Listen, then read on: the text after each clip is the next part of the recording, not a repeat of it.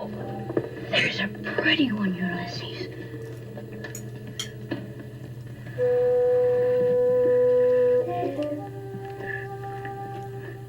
There it is. Hello BookTube, I'm Shawn the Book Maniac. Welcome back to my channel and welcome to the Vlogmagram Tag. Vlogmas started today and here I am kind of launching, rebooting, relaunching, no.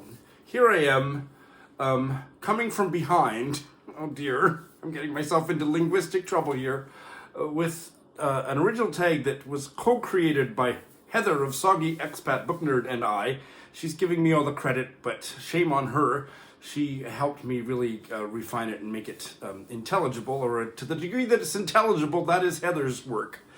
And this is called the Vlogmagram Tag. So the Vlogmagram Tag is unlike any other tag in the history of mankind, or at least in the history of BookTube. It's more akin to a telegram than to a telefag. I mean, it's more akin to telegram than a conventional tag. So here's how it works. Look at the stuff in the show notes, watch Heather's video, watch the way that I do this tag, and you'll get it. Here are the do's and don'ts. You should have seen the legalistic 7,000 word list of guiding principles I first came up with. Heather helped me pare that down. So do the tag, obviously. You don't have to be doing Vlogmas. You can just do this tag multiple times. You don't have to otherwise be participating in Vlogmas. You don't have to wait to be tagged, because each person who does the Vlogmas tag is only going to be tagging 2 people. You don't have to wait in line to get tagged. Just do it. Just do it. Do tag only 2 people. Maximum of 2 each time you do the video, but do it multiple times. Do as many videos as you like. You can, if you're tagged, you have to answer those prompts and tag 2 people, but you don't have to wait to be tagged. So you can just have a spontaneous eruption or something. Just go do it. Do it multiple times. I think I'm repeating myself, but you're used to that by now. So the concept is you're going to be tagging 2 people each time, and each of those 2 people will get their own original prompts. You're not going to give 3 prompts to 2 people. You're going to give 6 prompts to 2 people, 3 each. Okay? Come up with your own original prompts. Be creative. You can come up with wacky, conversational, hypothetical questions. You can do seasonal questions. You know, if you're into that seasonal thing, December isn't, what is it? It's some kind of weird holiday. Bookish prompts. What I hope a lot of people will do is also make a vlogging, or a, normal people call it a vlogging request, or a vlogging request of the person you tag. For example, show me the dirtiest corner of your house. You don't want to make it too embarrassing, but something where you ask them to make a little bit of vlog footage that they will put into their video, okay?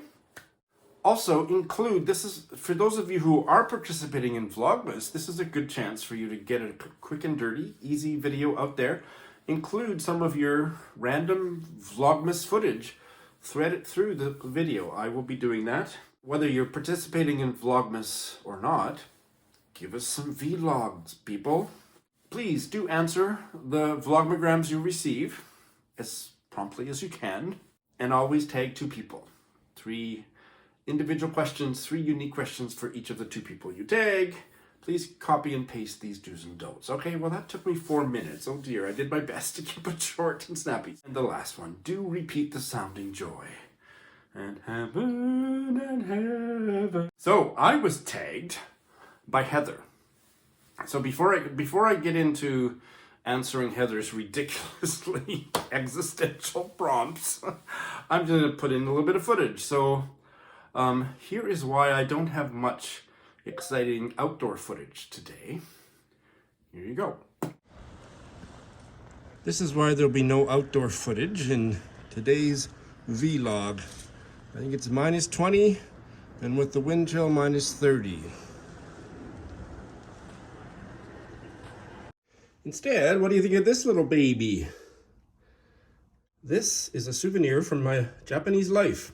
It is a chopstick holder at an okonomiyaki restaurant in my former neighborhood in Tokyo.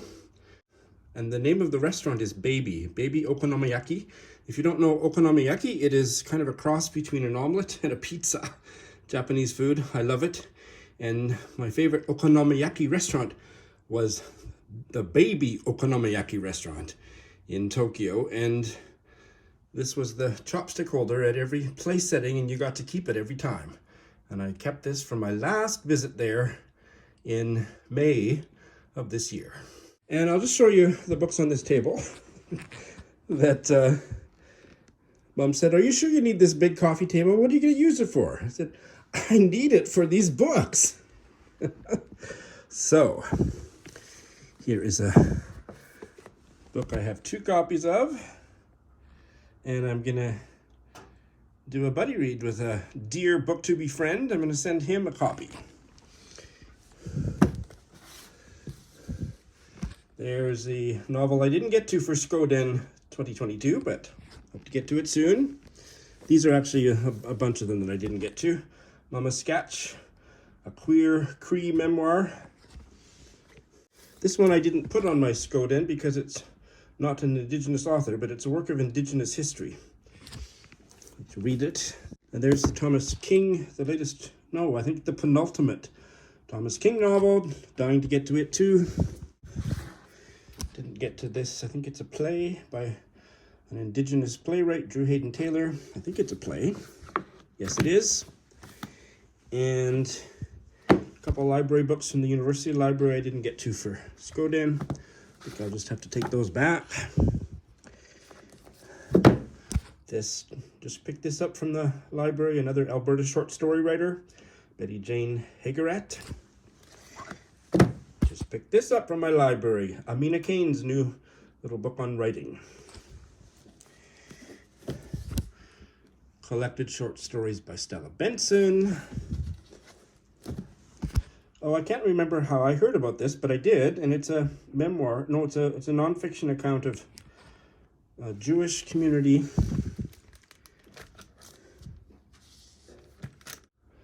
in the eastern Jewish Rhodes. It's a territory that was under the control of Italy in 1923. Yeah, where? Juderia, the neighborhood in Rhodes, where she'd grown up. Where is Rhodes? Anyway, I don't really know what the setting of this is, but it looked interesting. Obviously don't know very much about it. That's why I need to read the book. Collected Stories of Juna Barnes. I was hoping to read one of these for my story seekers, but her estate still has the password. Still has copyright, so I'm going to contact the estate to see if I can get permission to read one of them on my Patreon thingy. Storm and Precipice by Neil Gunn. I believe that he didn't die early enough, so his work is still under copyright. And this, Stories and Sketches by Forrest Reed. I can't remember anything about this. It's from the library. Those ones will come up in a book haul. Well, here's another interesting one I'd love to get to, but I don't think I'll get to it this year, that I found at the University Library. Canadian Indian Cowboys in Australia. Representation, Rodeo, and the RCMP. The Royal Easter Show, 1939. It's about a tour that a bunch of Indigenous Canadians that were also cowboys, they did a tour of Australia in 1939, and this is a book about that. This is my copy of the Ruth Ozeki novel that's part of Kim's book club starting in January. Oh, I'm going to be starting this one this week, Buddy Read with Heidi. This is another book from the library. It's actually it's non-fiction, but it's an Asian American writer. I haven't looked into it too much. I went to the book launch of this last week. I think it was just last week. A Cree Métis writer's essays, Carrying It Forward, by John Brady MacDonald. Nellie McClung book. I featured her story as my sample story for story seekers. Collection of short fiction by Vita Sackville Rest, by Vita Sackville West. I read one to myself. I didn't care for it, so I didn't get to this one. I'll have to get to it later. Same with this. And same with this. So those are, other than the books that you're going to see in a book haul later, those are the books on my coffee table. Oh, and just before I left Japan, Kenji and I went to the antique shop that we love and got this as a souvenir of our Japanese life. It's a, I don't know, it's kind of like a, I don't know what it is, but it's, there it sits, and it had books on it until about 10 seconds ago. All right, here is Heather's first question. I'm just going to copy and paste her fabulous footage. Here's the first question. Shawn, question for you. You've died in a tragic book sale stampede, and you never got to write your memoir. Luckily, the behemoth project of writing your life story has been taken up by none other than the perfect author for the job. Who is this author and why? Well, the perfect author to write my autobiography, I would say Chaucer, because, you know, he would keep all the lewd bits in. There would be lots of fart jokes, and it would be written in a way that's unintelligible to the common reader, because you know what a literary snob I am. The old Baylor's tale. Here is Heather's second question. Question 2. The ghost of Christmas past comes to you in bed and makes you live in a book for one night. What is this book? Does it teach you anything? Is it kinky? Just kidding. Kind of. I got really excited when I heard that the ghost of Christmas past is coming to my bed, but I hope he's not the ghost of Christmas passed out, because, you know, I've had way too many men who are passed out in my bed over the years. How the hell do you think I get them in there? The ghost of Christmas past is going to intern me in a book of my choosing for a night. Well, I decided that, you know, I'm a little bit too naughty with talking about Chaucer and fart jokes. So I'm not going to give the joy of gay sex as my answer for this one. Instead, in all seriousness, I would like to live for longer than a night in the pages of this book. Indelicacy by Amina Kane, strong contender for my book of the year. And I would love to frolic with its protagonist. I don't think she is named, is she? I don't think she is. This is described as a ghostly feminist fable. I'm not sure that I got the ghostly part, but it is a lower class woman who is a cleaning lady at an art gallery, and she discovers her yearning to write, and she starts writing descriptions of the paintings on the walls that she observes and falls into while she's cleaning, and then plot ensues. I just loved the kind of folk, whatever the literary version of folk art is. There was just a simplicity and an innocence and sublime creativity to this woman, alongside a lot of humor, because she was kind of a screw up, but I rooted for her, and I want to be with her for a night, maybe cleaning the museum, as long as she does the toilet. But I loved the descriptions of art and the celebration of unique voices and the kind of creative visions that are not that often don't make it into print. I want to play with her. Indelicacy by Amina Kane. And here is Heather's third question. Third question. A Christmas witch has given you the ability to enchant any object in your house. It will make the object sentient and mobile, like a pet, but also enhance any features and capabilities that object already has. What object would you choose? My answer for this, the kind of object I have in my house that I would like to make sentient and enhance its capabilities, is the because it would. I hope that made it past the censors. All right, thank you, Heather. Now, I'm going to be tagging 2 people. Oh, before I go on to the people I'm tagging, here is... You saw how bloody cold and wintry it was outside, so I don't have any more footage for you today because I was too scared to go outside. So I have asked for emergency vlog assistance from 2 dear friends who you have met on my channel before. The first one is Electra, and she's in Istanbul. Here is her fabulous contribution to this vlog. Okay, so we're a little bit late to the party, so it's dark here and you can't see very much, but the view is still pretty impressive. I think it's the 23rd floor, and this is the skyscraper district of Istanbul. If this was daytime and it wasn't as misty as it is today, you would be able to see the Bosphorus Bridge and the Asian side. But as things stand, you're going to have to settle for just like the immediate surroundings of our neighborhood. And down here, the big dark area with some very few lights is a celebrity cemetery here in Istanbul. It's all famous, and the rich and famous are buried here. And yeah, those green cars are for transferring the, well, I don't want to say corpses, but yeah, that's what it is. So yeah, this is Istanbul, start of winter, early December, and yeah, it is 7:30.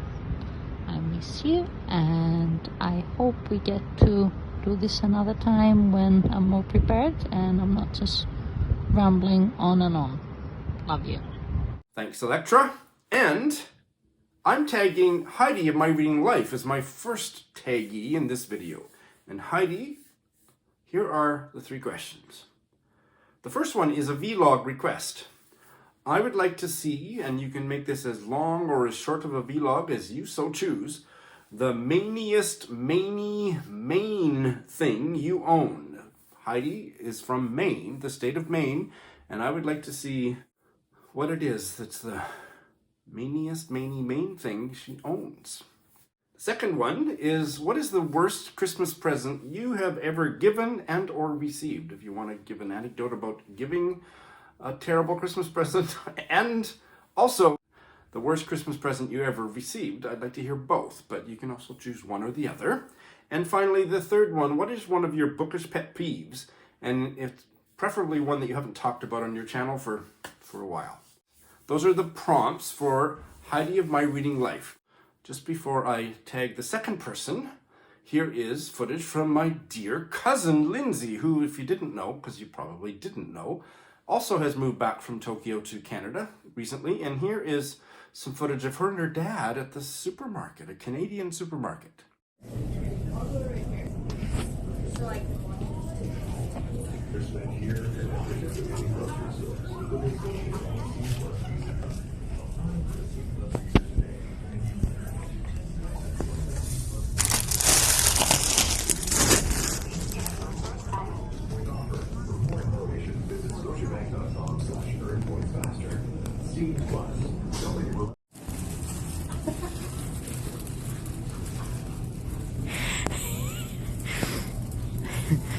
Dad's having a great time at Safeway.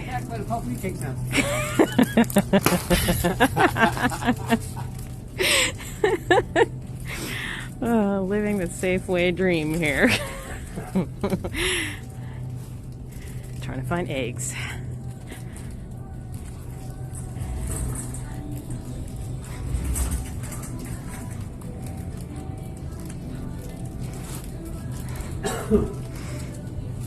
Alrighty, hi there you. Large gross. Large gross egg. Yes.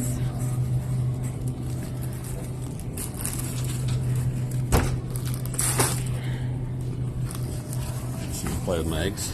Oh yeah, bring it on. Here we go there. Beautiful. We're done. Away we go. Happy shoppers at Safeway. My second taggee for my first iteration of the Vlogmagram Tag is Karen of Runwright Reads. Karen is wonderful. Of course you know Karen and her channel, right? So Karen, first prompt. Tell us about a Jamaican Christmas tradition. And if you can include some vlog footage to illustrate what you're talking about, all the better. Second one, here is an actual vlog request. Show us where you read in your house, in your apartment, wherever you live. Your reading corner, reading chair, the place in your place where you read, and tell us all about it. And finally, the third prompt is, tell us a strange or funny experience you have had either in a bookstore or a library. All right, people, that is the Vlogmagram Tag. I'm not going to repeat myself, but you don't have to wait to be tagged to do it, so please do it. And I'm going to be putting multiple versions of this tag out in the coming days, so I might get around to tagging you yet. But in the meantime, have at it, and if you want, tag me.